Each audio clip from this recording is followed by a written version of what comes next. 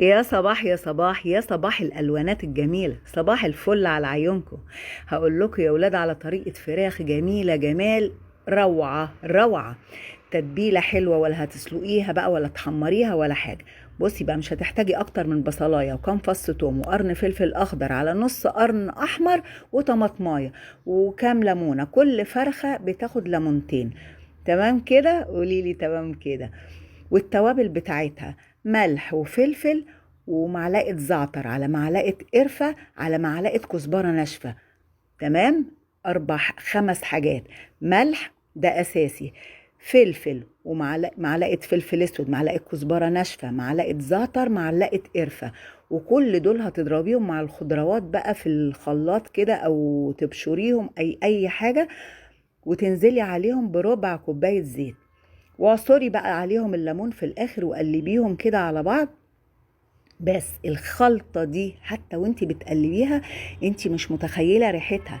الكزبرة مع الزعتر مع القرفة عاملين شغل جامد ومدينها ريحة مميزة كده جميلة قوي قوي قوي فعلا. انا دقتها عند مرات اخويا وكانت روعة حلوة قوي والله. جربوها ومش هتندموا. بصي بقى، انا مقطعه الفراخ اربع كده زي ما انت شايفه، وهقعد اتبل بقى كل ربع كده من جوه ومن بره وتحت الجلد، وكل دخنيقه فيه اروح مدخله فيها من الخلطه دي، ورصي بقى في الصينيه.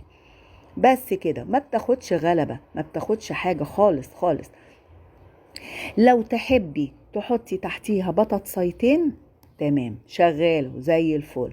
انا عشان كنت عامله اكل تاني غيره فما حطيتش بطاطس ولا حاجه، انا حطيتها في الصينيه. وبتاخد كام غلوه كده، تغطيها طبعا وتاخد كام غلوه على النار لحد ما تبدا تدخل في السوا.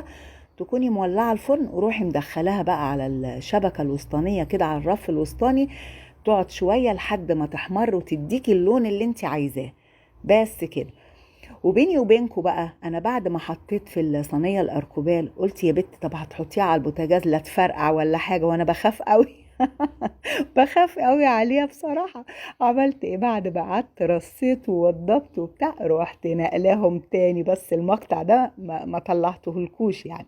نقلتها في صينيه الومنيوم ورحت مغطياها بغطا حله وحطيتها على البوتاجاز لحد ما دخلت في السوا كده، وحطيت الشوكه فيها لقيتها يعني بدأت تحن كده وبدأت تدخل في السوا. خلاص رحت نقلاها تاني في الصينية الأركوبال ورصيتهم ونزلت الصوص بتاعهم وكل حاجة، ورحت زقها في الفرن. قعدت لها مفيش بتاع بالكتير خالص خالص ساعة، واخدت لون حلو بقى واستوت من فوق ومن تحت وبقت جميلة وزي الزبدة روعة. وعايزة اقول لكم على حاجة يا ولاد مزعلاني قوي، ان الريتش بتاع الصفحة واقع خالص خالص. اذا كان يرضيكوا كده خلاص. وفعلا دي حاجة مضايقاني جدا جدا وسادة نفسي، يعني انا نفسي يعني اشتغل وانا كده مبسوطة، لكن الريتش واقع خالص خالص خالص.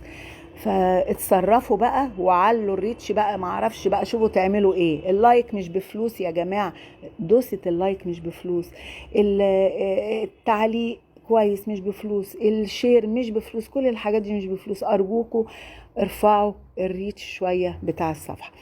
وتعالوا بقى نقول الدعاء الحلو بتاعنا اللي بيبنى بيوتنا خير وبركة. دعاء سيدنا الخضر: بسم الله ما شاء الله لا يسوق الخير إلا الله، بسم الله ما شاء الله لا يصرف السوء إلا الله، بسم الله ما شاء الله ما بنا من نعمة فمن عند الله، بسم الله ما شاء الله لا حول ولا قوة إلا بالله. اللهم احفظنا وكرمنا واسترنا ووسع أرزاقنا وافتحها في وشنا يا رب العالمين. اللهم آمين. وصلى اللهم وسلم على سيدنا محمد وعلى آله وأصحابه.